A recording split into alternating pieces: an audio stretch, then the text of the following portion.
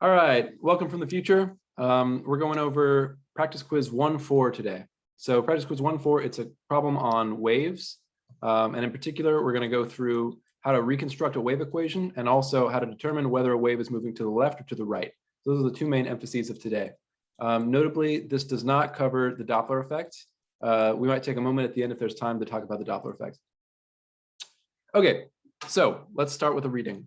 Bob the farmer knows that his cows are plotting an uprising and the cows at his neighbor Bill's farm. Okay. He has seen them using the pond bordering his property to send signals. In order to stop them, he must first intercept their communications. To do that, he has to understand everything about the waves they're using to communicate, and if his cows or Bill's are sending the signals. He puts a buoy in the water 1 meter from the property line dividing his farm from Bill's and anchors it to the bottom of the lake. As he starts his measurements, he takes a picture of the waves, which look like this. All right, we've got 3 possible waves. I'm going to quickly remap this. We do the full screen, please. All right, which look like this. Here's 3 waves, A, B, and C. We've got dots for A, light gray for B, harsher gray for C. And there's the property line, that's our 0 point in terms of X. So X equals 0 at the property line. This buoy is located at X equals 1. I'm going to go ahead and mark that just so I remember for myself. This buoy is located at X equals 1. Y'all know the dumbest thing is that now that I'm an instructor, I don't get Blackboard Pro anymore. I only get 3 colors. What is this? 3 colors? That's not enough. He measures the buoy going up and down for 10 seconds. He also notices that it takes 5 seconds for the wave to travel 10 meters. Someone bolded something, so let's make sure we note that they bolded something. Okay. In the first image, which wave does Bob measure, A, B, or C? So we're supposed to identify which wave Bob's keeping track of here. Oh, well, it looks like it's dark gray, so it must be C, right? Okay. So first of all, let's try to nail down what the differences are between these 3 waves. If I just look at them, take a look, what do I notice? Well, one of them is pretty wiggly, one of them is a little less wiggly, and one of them is barely wiggly at all. So that wiggliness is related to the wavelength. So things with shorter wavelength are more wiggly, right? The wavelength being the peak-to-peak distance between, the distance between any 2 adjacent peaks for a single wave. So here in blue, I've marked out the wavelength for this, I guess, darkest wave. Peak-to-peak distance. You can alternatively measure the wavelength as the trough-to-trough distance. That's the same distance here for this darker wave. Or from the distance between 2 similar equilibria. So notice this thing that I've marked here, this distance between these 2 crossing points, okay? It's because this constitutes 1 wavelength because the wave is going up at this first one and up at the second one. So here's an example of what isn't a wavelength using the equilibria. So if I look again at this darkest wave, this is not a wavelength. I'm going to put an X. It's not 1 wavelength. That's only a half a wavelength. So even though it's 2 adjacent crossing points, 2 adjacent equilibrium positions, this one is not identical to the first one. The first one is trending up, right? This one over here is trending down. So I want to pause for a second, see if there's any questions about that, because I know that is that's something that people struggle with a lot. I'm also happy to say it again if it just, could be like a repetition thing. Feeling comfortable?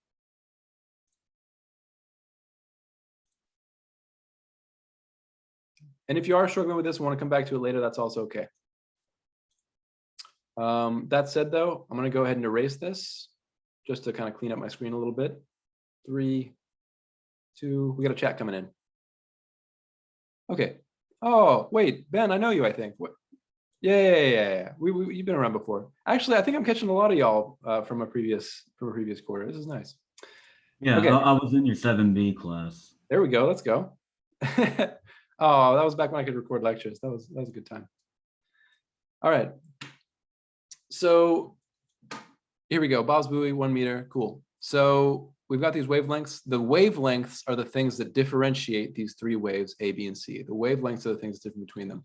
So that's the thing that, given that the wavelength is the thing that differentiates these 3 waves, and we want to figure out which one it is, we should probably try calculating each of the 3 wavelengths here. So we need some kind of handle on the 3 wavelengths. Cool. So let's go ahead and measure those first. Sorry, there's no calculation involved with this wavelength. So let's measure them first. So what I'll do is I'll look between two adjacent peaks for each of these waves. Let's start with the gray wave, since we already started with a bit. Actually, I don't like those peaks. Let's do these peaks instead. Let's start from here and go over to here. All right, so just measuring that using my little axes provided, it looks like that's between 4.5 and 9. So I'm going to guess lambda is 4.5 roughly for this gray wave. Distance between two peaks there being 9 minus 4.5 gives me 4.5. And that might be, it looks like it might be a little bit off. So it could be closer to 4, 4.5, somewhere in that range. All right, who's next? Let's look at the light gray wave. So the light gray wave, if I look at this peak, which is around -8, and this peak, which is around 0, I get a wavelength of around 8 meters. Finally, for the dotted wave, ooh, this is a bit trickier. So the dotted wave, notice there's only one peak shown, right? There's only one peak shown. So instead, it's probably useful for me to either measure from trough to trough or realize that the distance between a peak and a trough is a half a wavelength. So that's what I'll do for this one, because it's a little bit like higher level in terms of like intuiting how waves work. So the peak of this wave looks like it's around here, and the adjacent trough looks to me like it's around here. So that looks like it's around -1.5 and call it 7. So the wavelength, right? If this distance from peak to trough, that distance is lambda over 2. So this distance for the dotted wave is lambda over 2. Is it clear why that is? If I go from peak to peak, that's one wavelength. So if I go from peak to trough, that's a half a wavelength. Comfortable there? Yeah, that makes sense. Okay, cool. Can I get a quick temperature check? We got thumbs up for thumbs up if you're doing all right, thumbs down if you're, or actually give me, what is it? Is it laughing emoji? Can you do laughing emoji reactions? If you're not doing that well. Okay, actually, okay. Sorry, I mixed up my instructions. Thumbs up if you're doing well, laughing emoji if you're like, what are you talking about? All right, sweet. Okay, I can speed up a little bit then maybe, hope. Yeah, let me know if I go too fast as well. So did I just close my, no, we're good. All right. Gotta close my tab for chat. Okay, sweet. So there's our first two wavelengths, 4.5 and 8. And this one, lambda over 2, appears to be around 7 plus 1.5 gives me 8.5. So lambda for this last wave looks like it's around, what, 2 times 8.5 gets me 17 meters. So I've got these three wavelengths, 17, 4.5, and 8.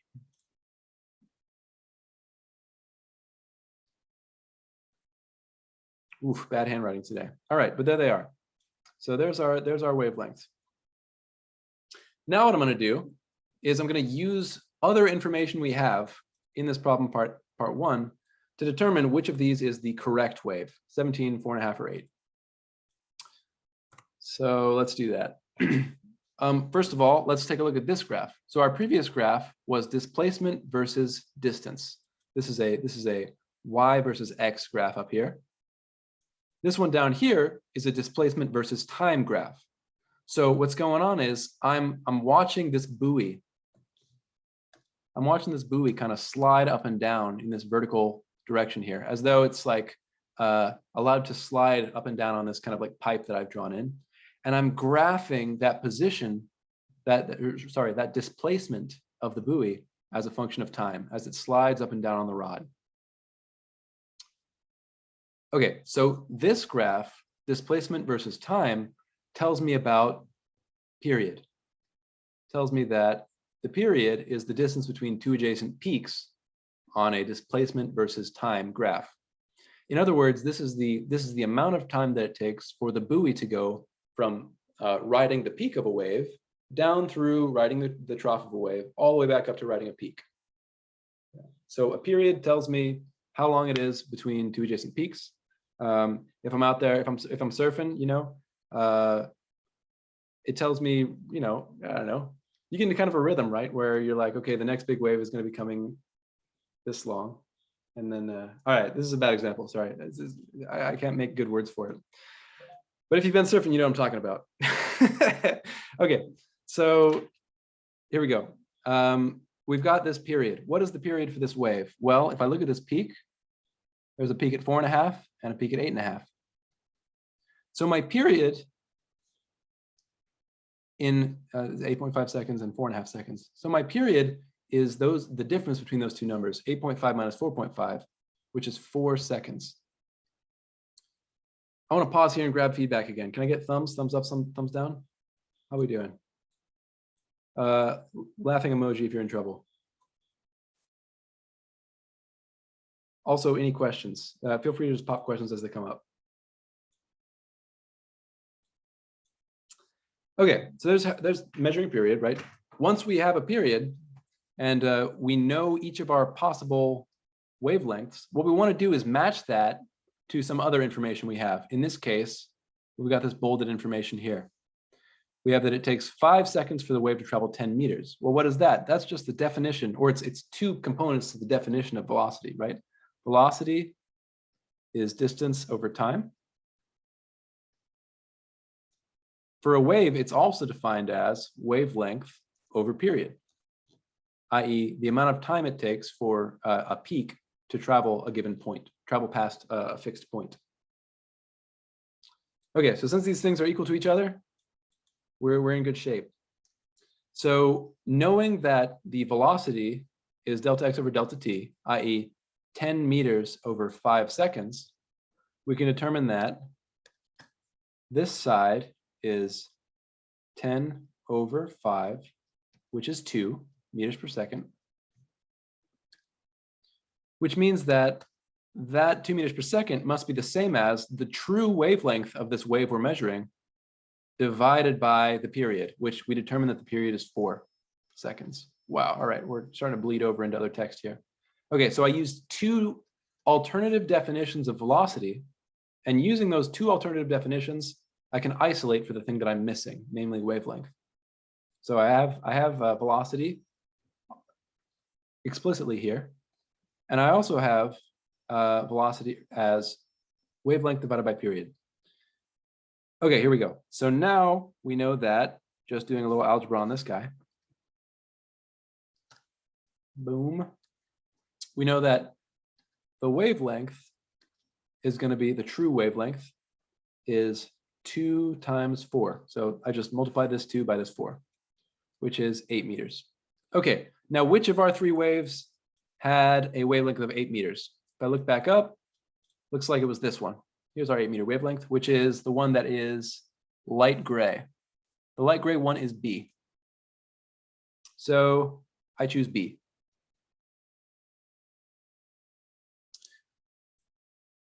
Okay, I'll pause here to get a little bit more. If there's any feedback, anybody wants to share questions or anything like this. I see a chat, hang on. Can you go over where the 17 meter wavelength comes from, please? Yeah, sure. So let me pop back to that for a moment. So popping back to where the 17 meter wavelength comes from. So the 17 meter wavelength, the wave that I'm referring to there, and I'll just take one moment here. So this is going back a bit to kind of the earlier part of the problem where we introduced measuring each of the 3 wavelengths. So the 17 meter wavelength comes from the knowledge that the distance between a trough for this dotted wave here and a peak, that distance is 1/2 of one wavelength. 1/2 of one wavelength, lambda over 2. So lambda over 2 is this distance. That distance is, what is it? It's around 7 plus what, like 1.5. So lambda over 2 is roughly 8.5, which means that lambda is 17. Does that answer? Yeah, sure thing. I had an administrative question again. I was wondering, will there be office hours on Monday? Good question. You mean for the TAs? Yeah. That's a good question. So typically, okay, so here's what I'll say is TAs are not obligated to hold office hours on a holiday. Yeah. So no, but if you want to, if you talk to your TA about it and they're willing to volunteer on a holiday, that's an okay thing. but they're not obligated to, no. That's outside. Okay. Okay, cool. Thanks for the question though. That was a good point. I hadn't thought about that yet. Could you repeat that last part about how you like the velocity and Sure, the sure. where Yeah, you sure. got that 2 and that I can't see what that is, a 4 seconds? Sure. So I'll explain it in broad strokes real quick, which is that I can use 2 alternative definitions of velocity to solve for the appropriate wavelength, which is to say like the right wavelength of these 3 options.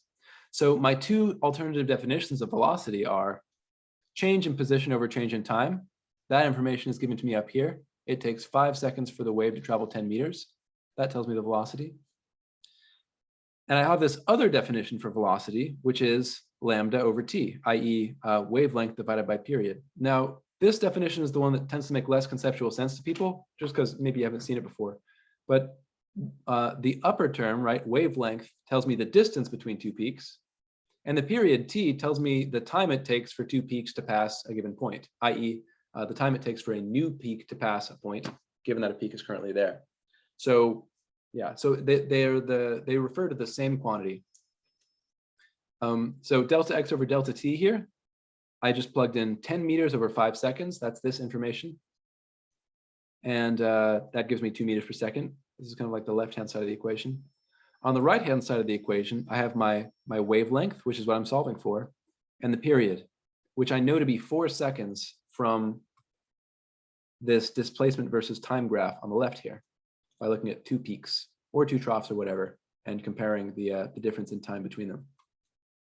So now that I've got that, I can kind of just plug and chug, do some algebra to recover that the true wavelength is 8 meters, which happens to be wave B. All right, that makes sense. Thank you. Nice. Yeah, sure thing.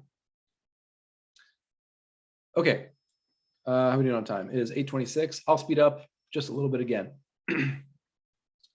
So we asked now, whose cows are sending the signals, Bob's or Bill's, i.e. which direction is the wave traveling in? So if Bill's cow is sending a wave, it's going to the right. If Bob's cow is sending a wave, it's going to the left. So this is a question about determining wave direction, which they kind of give us a hint here. Nice. So this is a question about determining wave direction. So to determine the wave direction, we'll need to identify what's called a common point. And I missed out on a great pun for common point in an announcement a couple of times ago. So it feels bad, man. All right, so what we're going to do is we're going to identify a common point. A common point is a point that links a space or a displacement versus space graph and a displacement versus time graph. So y versus x and y versus t. That's where we're going to identify a common point. So I'm going to go ahead and erase some of this stuff up here. Speak now, forever hold your peace. I'm going to get rid of it. Or go back and review the YouTube video. That'd be fine. And then I'm going to use this upper graph as my y versus x graph, this lower graph as my y versus t graph. Okay, so let's take a look. Now, the key thing that we're going to do after we establish a common point is go through the 2 possibilities, i.e. is the wave moving to the left or is the wave moving to the right? And that's going to let us determine, it's going to let us determine which way the wave is moving. So first we'll identify a common point. To identify a common point, what I'll do is I'll first check out my 2 headings here. I.e. what time and what place the alternative graphs are at. Okay, so this means that my common point is x equals 1, t equals 0. So on either graph, I can identify that common point. I'm going to mark it in red. Actually, I'll mark it in blue. Blue is more soothing. Plus, I've got this red thing stuck here. Okay, so let's go blue. X equals 1 on this upper graph is right here. That's where the buoy lives. T equals 0 is over here on this x versus t graph. Note that the displacement at these 2 points is the same. So that's reassuring because a common point should describe the same point in space and time. That's what a common point does for a wave. Okay, so there it is, x equals 1, t equals 0. Now, what I want to do is I want to use the y versus x graph, the displacement versus space graph, to think about where this point, where this buoy that's riding up and down on the wave is going to move next, depending if the wave is moving to the left or to the right. So, all right, so now comes the part that tends to throw people for a loop. So if you're waiting around for this, now's the time. So let's imagine for a second that this wave, which is wave B, I'll go ahead and highlight it in black. Here's wave B is the wave that we've decided is the right wave.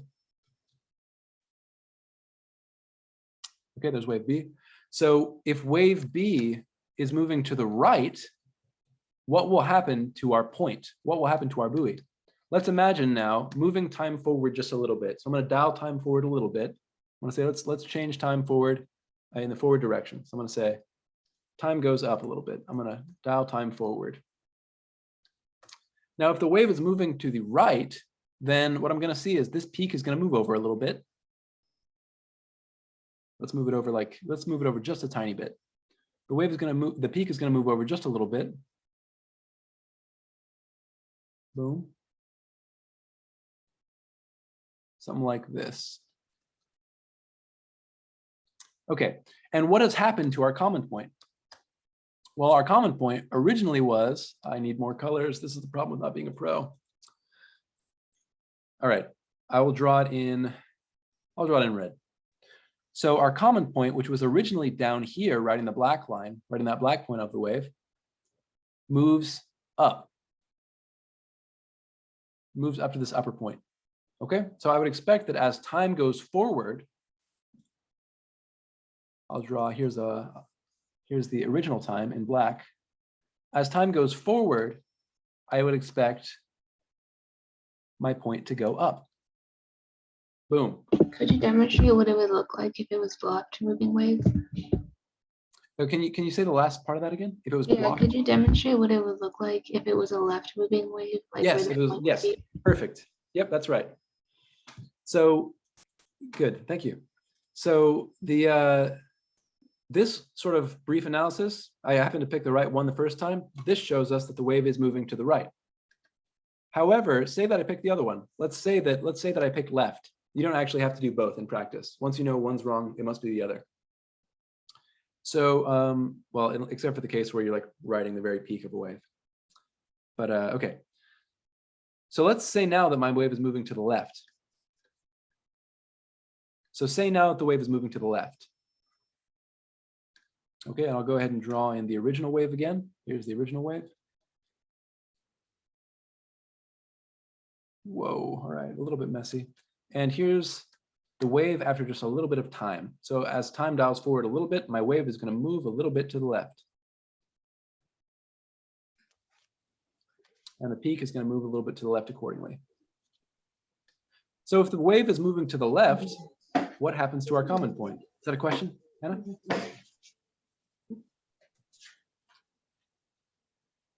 Oop, maybe not. All right, so as the wave is moving to the left, what's going to happen? Our common point is going to move down. So as I go from this black wave to this red wave, the common point is going to move down as it rides up and down on this little vertical rod of its distance. So well, like a good way to figure out whether it's up or down is basically to move the peak, right? That's and, like, right. see where the peak kind of goes. Okay. Yeah, that's right. Move the peak, and then from there you can draw out a little wave and determine whether your point is going to move up or down. So if my point were to move, if my wave were to be moving to the left, I would expect that as time dials forward, the point actually would go down first. Okay. So if it looked like this, that would indicate left. Yeah. That is not, it's not a general rule. So it's not a general rule that if the point goes down, that's moving to the left. If the point goes up, it's moving to the right. You have to consider where the peak lives, kind of, where the peak is and where the trough is on your y versus x graph. So it's not to say again, it's not a general rule that if the point moves down on a y versus t graph, it's moving to the left. That's one thing that a lot of people tend to conflate early on. You have to consider both the y versus t graph and the y versus x graph. Okay, so what we found is that the wave is moving to the right, and the wave, the cow who can send waves to the right is Bill, or Bill's cow, I guess. Bill's not the cow, he's the owner. It's like a Frankenstein type situation. Okay, so what I want to do now is I'll pause for a second. I know that was kind of an extended period where I didn't take a ton of feedback or questions. So now's a good time if there's any pent up questions, or if you're just like, what was that? I don't get it. Can I get thumbs up and laughing emojis again? Thumbs up if you're like, all right, laughing emojis if you're like, no thanks. No emojis if you're like sleeping.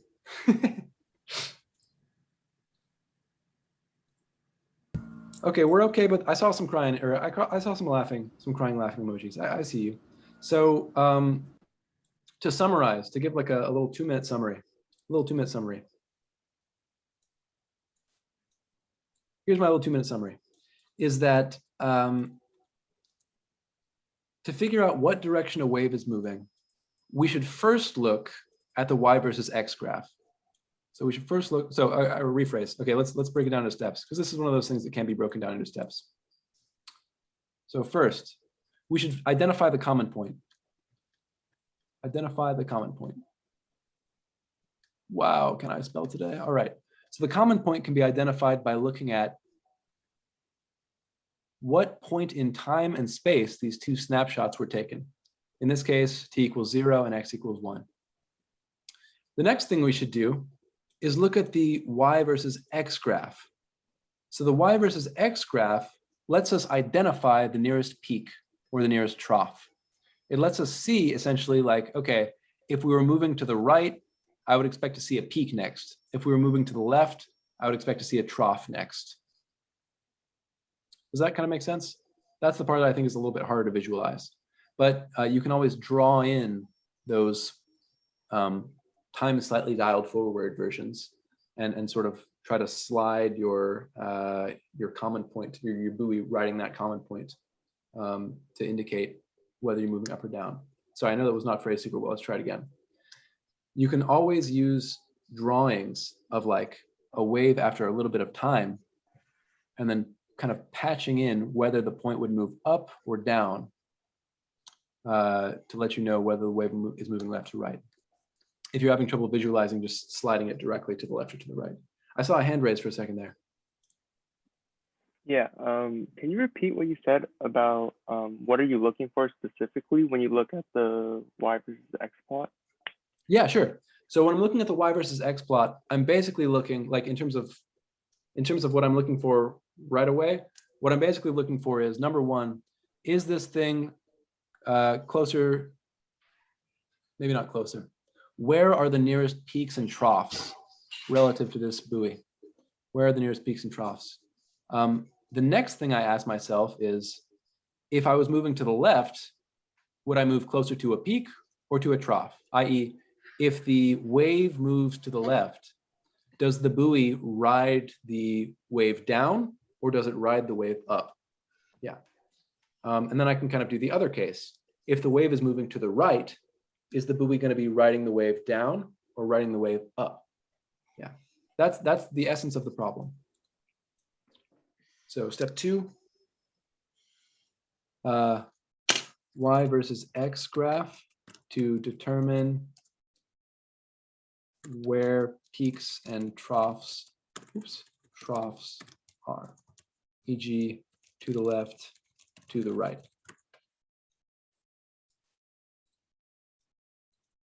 And then 3,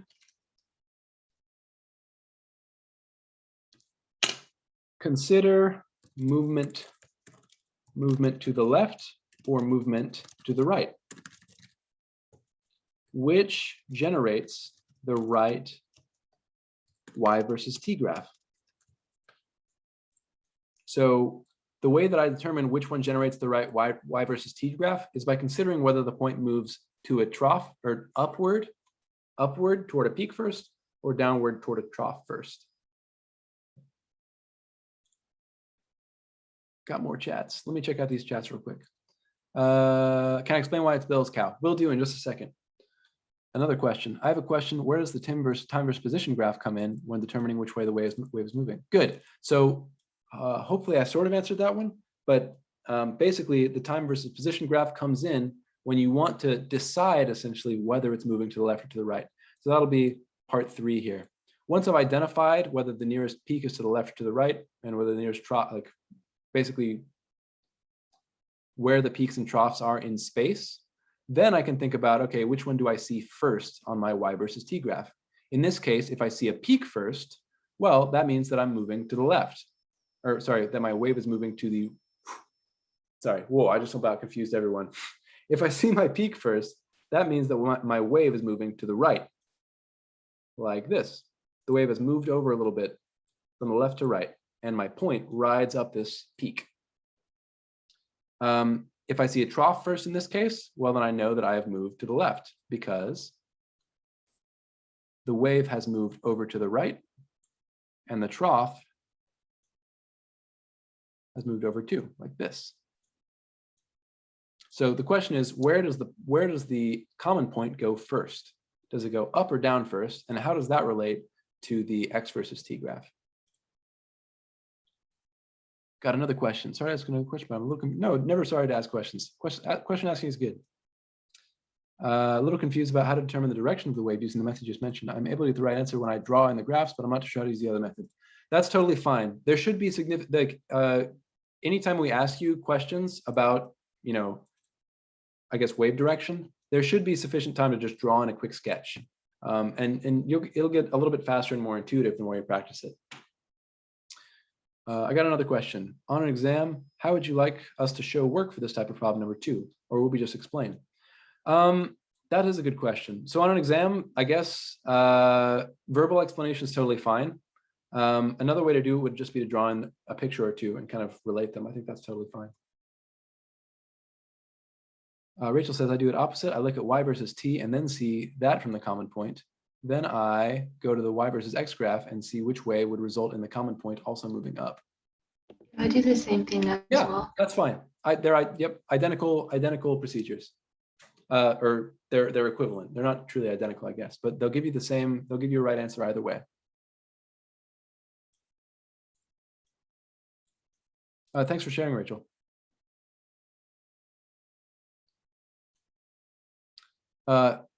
Benjamin, yes, we'll talk about the Doppler effect briefly at the end. Probably not the whole practice quiz. Sharon asks, is it a general rule that if we see a trough first, we are moving to the left, and we see a crest first? No, that is not a general rule. Good. Okay, thanks, Sharon. Good. So no, that's not a general rule. You have to consider both graphs. So both the y versus x and y versus t graphs. There's no clean shortcut there. Deanna asks, can you go over how you found the common point? Yes. The common point I find by essentially taking a look at both of my fixed variables on the graphs that are telling me different things. So right, to phrase that a little bit more cleanly. So to find the common point, what I did was I looked at the snapshot, i.e. like what time I took my y versus x picture. So here that's t equals 0 seconds. And I identified that point on my y versus t graph. Boom. Then I took the snapshot x point for my y versus t graph and identified that on my y versus x graph. Could you explain like how to get a right moving or left moving wave if you're dealing with a downward trough, like a point that's close to a trough on the y versus x graph? Yeah, it would be so. I mean, the general method would be the same way. So say that now I'm considering this point, all right, and I have a y versus t graph, which looks something like I don't know. Let's say it looks something like let's do this. It looks something like this. So here's y versus t. Oops. Y versus t, and my point here is that x equals 3 on this secondary little mini graph here. Okay, so in this case, what do I see? And I'm using this as my line. Let's use this as my line right here.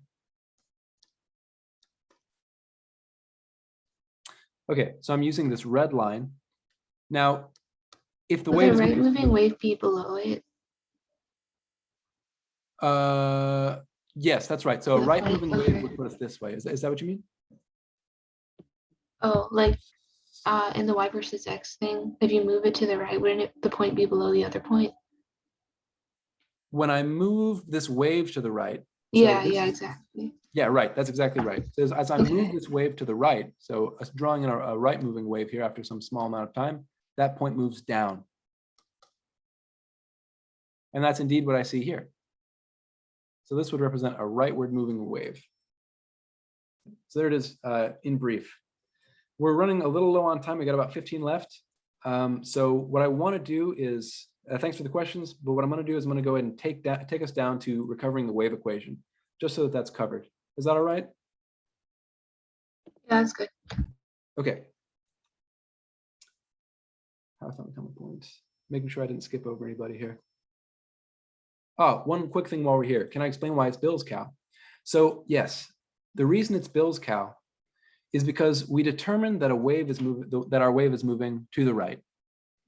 Now, to the right is a phrase that only makes sense in space, right? There's no such thing as to the right in time. There's only forward. Ha, that's a joke. Okay, it's not really true. It depends on how you want to represent it. But right here, I'm talking about right in space. My wave is moving to the right in space. So if the wave is moving to the right in space, if I imagine this cow is like, I don't know, dipping his paw in the pond or whatever, those waves are going to propagate this way, i.e. to the right. If this wave were to be talking, if it were Bob's cow, those waves would propagate to the left.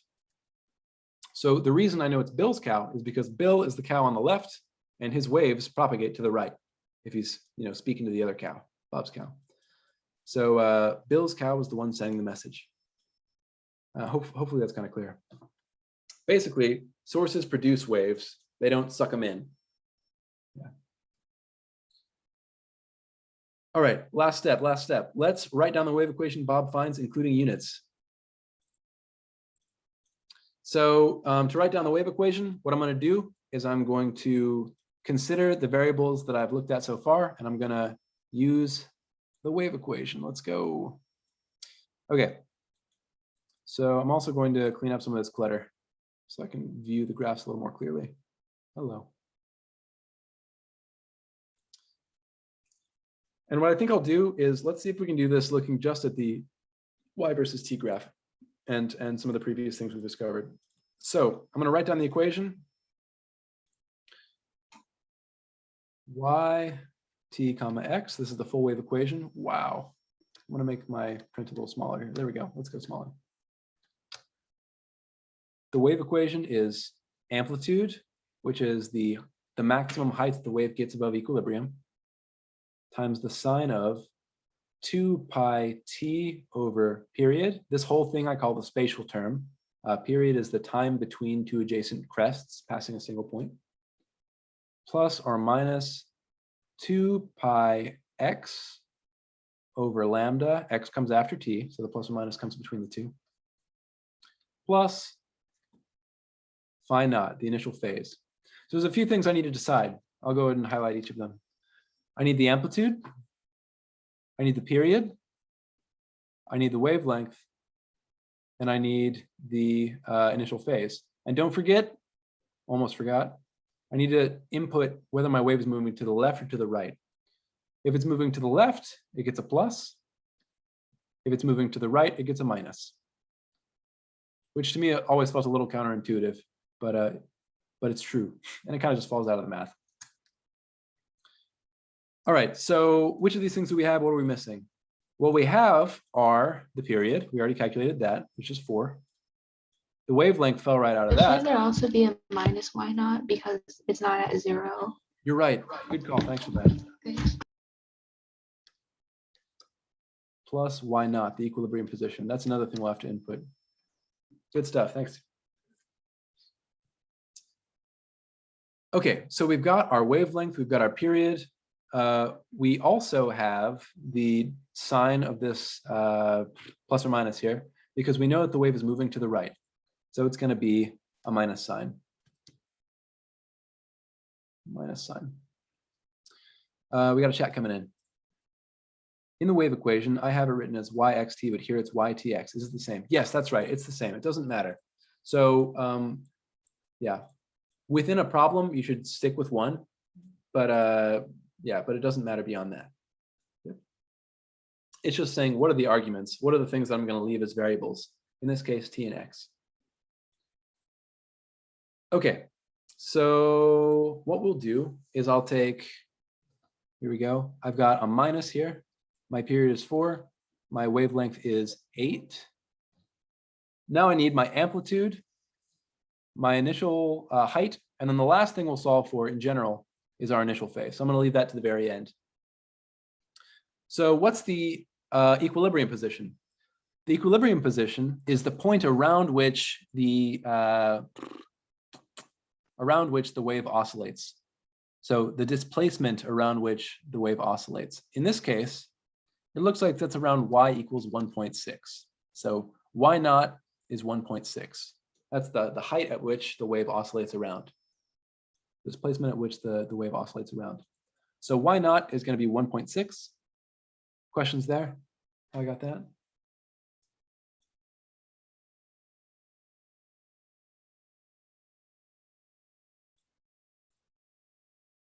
Okay, and amplitude is our last major thing to check out before we go over to initial phase. So amplitude, one thing that tends to throw people for a loop, threw me for a loop, even as, to be honest, like even like junior year of college when I should have known a lot better. So, and that was, I was doing physics back then too. So like, it was kind of embarrassing, but here's the deal.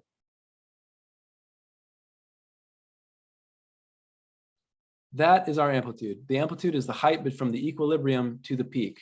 It is not the distance from peak to trough, which is what I used to think, RIP. So this is 2 times the amplitude. It's the amplitude is defined as the distance from equilibrium to peak, not from trough to peak. So the amplitude for this wave looks like the distance between 1.6 and 2.1. So Why shouldn't it be a distance from 1.5 to 2.1? So I read this, if I just zoom in a bit here, I read the equilibrium position as 1.6. So 1.5. Oh, I see. I think that's Never marked mind. down here. Yeah, I thought it was at 1.5. I looked at it wrong. Yeah, they tried to get you. Or maybe not. Maybe I'm just reading it wrong. Let's look. No, because the 0.5 is here. 1, 2, 3, 4, 5. Yep, there's 1. 1, 2, 3, 4, 5. Yeah, they try to get you. So I read it as 1.6. And then the amplitude is just 0.5 because I measured this distance from the equilibrium position to the peak. That's 0.5. Okay, here's the last part.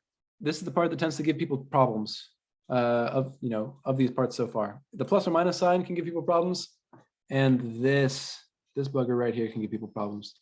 So this is the initial phase. The key with initial phase is usually to locate a peak. So just locate a peak that you can measure easily.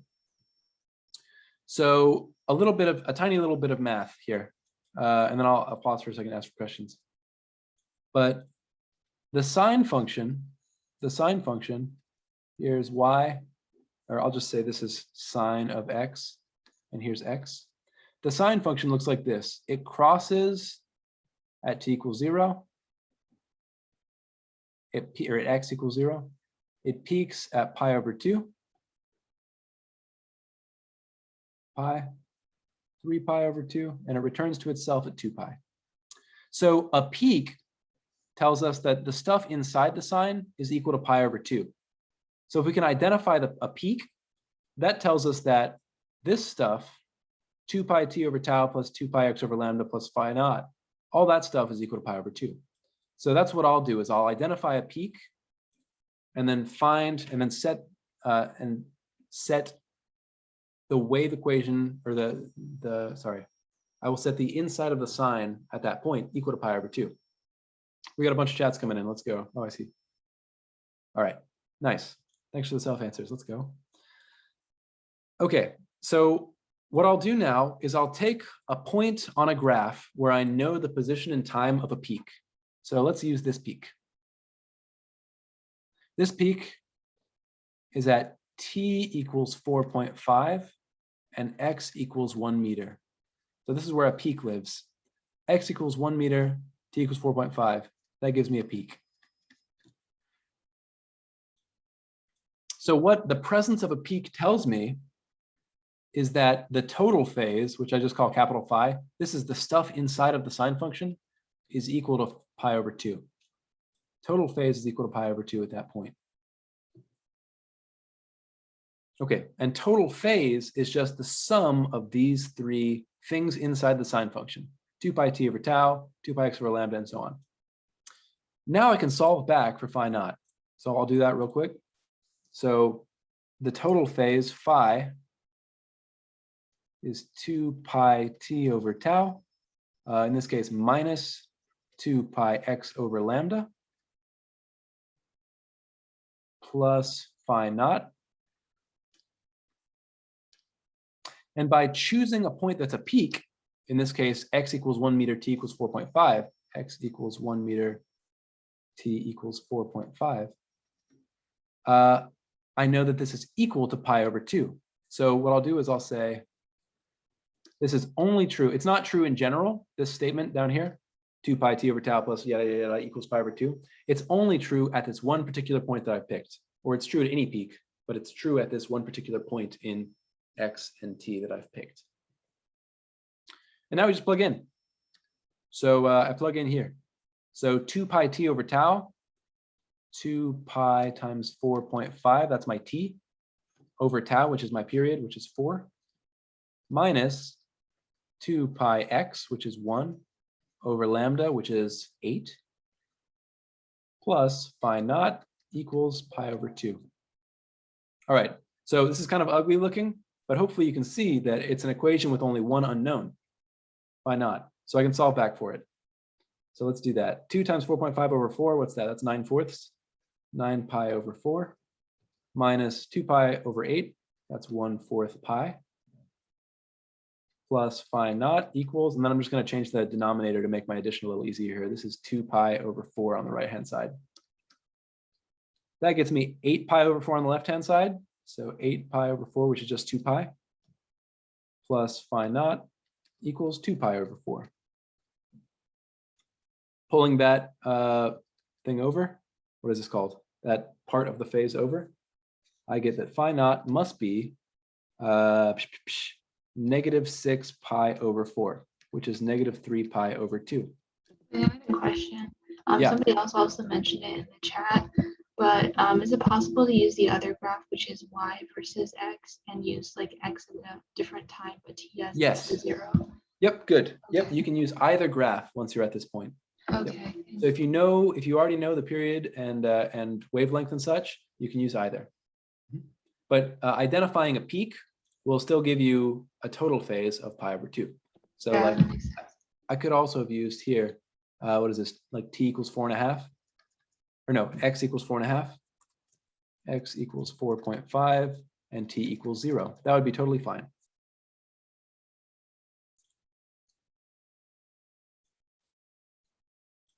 Okay, almost done. Negative 3 pi over 2. The last thing I want to mention about this is technically a right answer. Negative 3 pi over 2. On written exams, we ask that you put any phase between 0 and 2 pi. So since sine is periodic in 2 pi, so like it goes up and then comes back down and returns to itself over 2 pi on the x-axis, you can arbitrarily add intervals of 2 pi to a phase and it is equivalent. So I can add 2 pi to this to put it in the interval 0 to 2 pi. This is just a request that we make to standardize our grading. So we won't penalize you if you're between negative 2 pi and 2 pi, but we ask that you try to put it between 0 and 2 pi. So when I do that addition, that's going to get me, what is this? That's 4 pi over 2 plus negative 3 pi over 2. That gets me positive pi over 2. That's equivalent. All right, now I have all parts of my wave equation. I've got, and I can just go ahead and write it out just to get us that momentary satisfaction. Okay, y t comma x is 0.5 from up here, sine of 2 pi t over the period, which is, what is it? It's 4, right? 4 seconds, yep. Sorry, zooming around on you. All right, we're moving to the right. So we get a negative sign instead of a positive sign. 2 pi x over lambda, which is 8, plus phi naught, which is pi over 2. And then that equilibrium position was 1.6. 1.6. Okay, and I think that about wraps up this problem. There's the wave equation. A couple more questions coming in. Hi, Adam. When I solve this question, I use a minimum peak at t equals a minimum at t equals 2.5 and x equals 1 instead of equal to negative pi over 2. However, I got 3 pi over 2, which did not match the answer key. I believe what I got matches your answer too. So is the answer key wrong? That's interesting. So I've got 3 pi over 2. So I get pi Wait, I over have a question. What happens to why not when you calculate the value? Because isn't the sign of the phase change referring to everything? Wait, yeah, like I'm kind of confused as to why not. Can you say again the what's up? Yes, like when you're solving for the phase change, I think. What happens to why not? So there's no need to even, okay, good. This is a good question. So basically what I'm doing when I set the total phase equal to pi over 2 is I'm saying, all right, I've identified a position xt where there's a peak. I've identified some position where there's a peak. Once I've got that peak, once I know a point in x and t, so here like, what is this? Say t equals 8.5, x equals 1 meter. I know that the total phase, which is all of the stuff inside the sign, is equal to pi over 2 at that point. So this stuff inside the sign is the total phase. Okay, I think it kind of makes sense.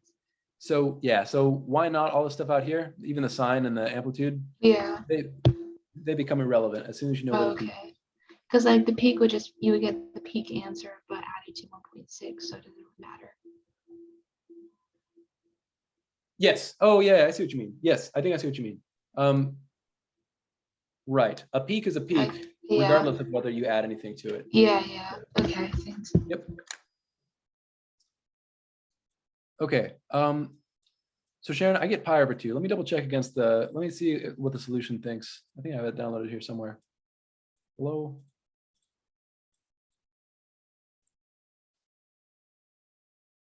And I know we're a little bit over time, folks. If you have to filter out, no worries, I won't be upset.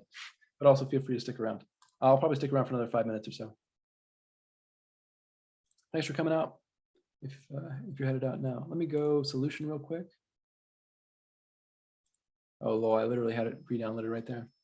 All right, what do they get? They get pi over 2, which matches mine. Gotcha. So Sharon, my guess is that you may have dropped a sign somewhere along the way. So you may have dropped like negative pi over 2 and turned it into pi over 2 or something similar to that. I got negative 3 pi over 2, which is equivalent to pi over 2. Give it another check and see. I think the answer key is right. What happens to the why not? Oh, gotcha. Already talked about that. Is it correct if we don't change negative 3 pi over 2? Yes, it will be correct. However, for example, on like multiple choice quizzes or on multiple choice sections of a final or anything like this, we'll only offer you one value for the phase constant, and it'll be between 0 and 2 pi. Yeah, unless it's like meant to be a trick or whatever, but I don't see us doing that.